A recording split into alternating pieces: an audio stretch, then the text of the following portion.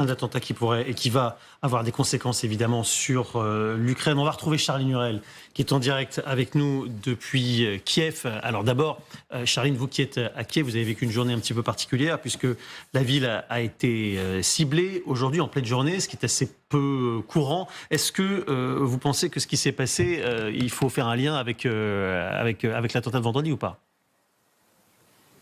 Et c'est ce qu'on a demandé aux habitants aussi, ce qu'ils pensaient. C'est vrai qu'il y a eu deux phases. Il y a d'abord eu ces bombardements dans la matinée. Et là, en effet, les habitants qui se demandent en disant est-ce que ce ne sont pas les représailles promises par Vladimir Poutine, sans savoir ce qui allait advenir ensuite. Et puis, la journée est passée, on va dire. Et en réalité, eh bien, désormais, personne ne pense que c'était la réponse espérée. Pourquoi ?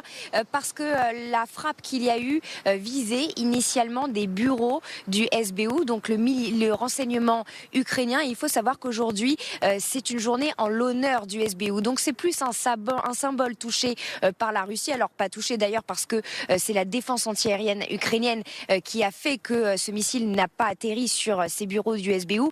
Mais voilà en substance. En revanche, ce qu'il se passe, c'est que les habitants craignent des frappes massives sur le pays. Et c'est bien pour cela que depuis plusieurs jours, on constate que lorsqu'il y a une sirène indiquant des raids aériens, eh bien les habitants retournent dans le métro, ce qu'on n'avait pas vu depuis un certain temps. Et Charline, est-ce que du côté des Ukrainiens, on redoute que Vladimir Poutine se serve de la séquence, de la situation actuelle pour appeler une nouvelle mobilisation du côté des Russes ? Très précisément, c'est un second sujet qui est abordé. Alors ça a d'abord été abordé justement par les officiels ici, notamment le GUR, le renseignement militaire ukrainien, qui a dit c'est un scénario qui va permettre à Vladimir Poutine de pouvoir lancer la mobilisation générale. Et lorsqu'on parle cette fois-ci non plus avec les officiels, mais les habitants qui regardent la situation, qui la subissent aussi, ils disent bien que ça pourrait être un scénario en effet qui permettrait à Vladimir Poutine de déclarer à la fois cette mobilisation générale, mais surtout de pouvoir nommer le mot guerre, parce que rappelez-vous, depuis 2 ans maintenant, la Russie utilise le mot opération spéciale. Donc voilà ce que pensent les habitants. Évidemment ici, on ne pose même pas la question parce qu'ils nous le disent de eux-mêmes. C'est une supercherie, dénonce-t-il. En revanche, toujours cette crainte de savoir quelle sera la suite et évidemment pas de visibilité, en tout cas dans les prochains jours pour ces habitants. Merci beaucoup Charline avec Vincent Wartner. Magali, c'est vrai que pendant la campagne, Vladimir Poutine avait martelé il n'y aura pas de mobilisation, rassurez-vous bonnes gens. Et puis, une fois que cette échéance a été passée, c'était peut-être une petite musique, elle avait aussitôt ressurgi. L'attentat, il pourrait bien tomber finalement pour Vladimir Poutine, pour justifier cette mobilisation dont on sait qu'il en a besoin. Cet attentat a pris à revers Vladimir Poutine, mais maintenant c'est sûr qu'il peut essayer de s'en servir, l'instrumentaliser pour justement durcir le ton, si c'est encore possible, vis-à-vis de l'Ukraine. Et c'est vrai que depuis que cette élection est passée, on sent quand même un durcissement qui s'engage du côté de Moscou. Vendredi, Dmitri Peskov, le porte-parole du Kremlin, a parlé d'état de guerre. C'était justement la première fois qu'on ne parlait plus véritablement d'opération spéciale. On commençait à employer le mot guerre. Dans la foulée, il y a le ministre de la Défense russe qui a annoncé en effet la création de nouvelles brigades pour renforcer l'armée russe. Il a parlé de centaines de milliers d'hommes. Donc là, en effet, maintenant... Beaucoup se disent que maintenant que le scrutin présidentiel a été remporté, qu'en plus il y a cet attentat qui va permettre à Vladimir Poutine, certainement, c'est dans tous les cas ce qu'on voit ce soir, de dire que l'Ukraine est le commanditaire, oui, il pourrait y avoir dans les mois qui viennent une mobilisation supplémentaire, surtout qu'il y a, et on commence à le voir sur le front, une volonté des Russes de pousser davantage après une espèce de pause pendant la campagne présidentielle et autour du scrutin. On voit bien là l'armée russe qui obtient à nouveau la conquête de certains villages, notamment dans la région de Bakhmout. Donc on les voit à nouveau depuis quelques jours essayer de pousser davantage, plus ces frappes massives. Et là, c'est vrai que Charline a certainement raison, c'est-à-dire que cette campagne de frappe, elle n'a pas commencé elle n'a pas commencé ce week-end après l'attentat. Elle a commencé en fin de semaine. Il y a eu des frappes extrêmement massives sur toutes les infrastructures énergétiques de l'Ukraine, notamment cette centrale hydroélectrique à Zaporizhzhia qui produit 20% de l'électricité ukrainienne. Donc des frappes extrêmement massives pour détruire les infrastructures énergétiques. Aujourd'hui, il y a un ministre ukrainien qui dit que ça va coûter des milliards à remettre en état de marche.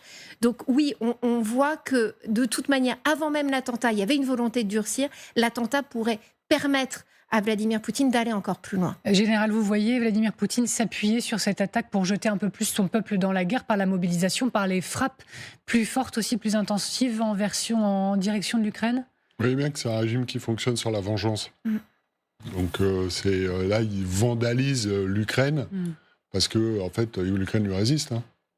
Voilà, et que ce n'était pas prévu. Et donc, effectivement, il tape tous azimuts, et notamment sur les infrastructures civiles énergétiques. C'est-à-dire, il détruit durablement le potentiel de ce pays. Mais il le fait sciemment. Et regardez ce qui s'est passé sur les suspects, qui soient les responsables de l'attaque ou pas. La vengeance est médiatisée, elle est montrée, et elle est faite à dessein. Donc, je pense que l'ADN de ce régime, c'est de fonctionner comme ça.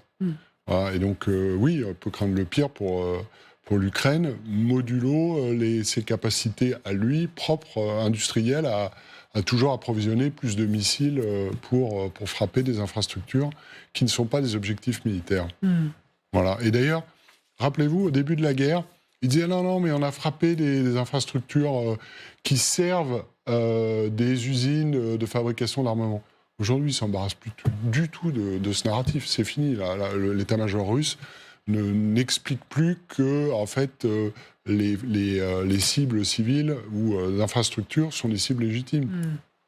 Il mène une politique de vengeance et de destruction systématique de ce pays, parce qu'il leur résiste. L'Ukraine résiste, qu'Éric Poncet, c'est vrai. Elle obtient même des succès en mer Noire ce week-end, ces derniers jours. On l'a vu, il y a eu des bateaux qui ont été touchés. Alors, on ne sait pas s'ils ont été coulés ou pas pour l'instant, mais il y a eu des dégâts aussi sur les quais du côté de Sébastopol et un centre de commandement russe qui a été frappé. Oui, les Russes ont de lourdes pertes, particulièrement pour la flotte de la mer Noire, qui a à nouveau, a priori, d'après les informations fournies par l'Ukraine et qui semblent être confirmées par les images diffusées, qui aura à nouveau perdu 2 navires de débarquement, qui sont quand même des grosses unités d'une valeur importante en termes tactiques, stratégiques. Et sur le plan symbolique, c'est évidemment très important aussi, puisque la capacité de projection des Russes, on en parlait tout à l'heure, la projection des Russes en mer Noire, elle est amputée très, très lourdement. Ils ne peuvent plus circuler librement en mer Noire. Même leurs navires les plus modernes, les mieux protégés, n'ont pas réussi à se défendre. Et on a vu il y a quelques semaines un destroyer le plus moderne de la flotte de la mer Noire qui a été détruit par un petit drone naval à quelques dizaines de milliers d'euros comme les autres. Alors, il y a une date que les Ukrainiens fixent avec beaucoup d'attention. Magali, c'est certainement le 31 mars. Parce qu'ils peuvent espérer maintenant voir débloquer l'aide à l'Ukraine ou pas ?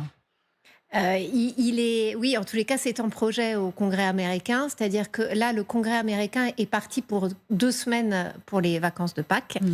Il revient donc le mois prochain. Et là, c'est vrai qu'il y a des signaux plus positifs du côté du speaker Mike Johnson, qui, vous savez, depuis maintenant le mois de janvier, refuse de mettre à l'ordre du jour le plan de 60 milliards de Biden pour aider l'Ukraine et Israël d'ailleurs, et tous les enjeux de sécurité américains.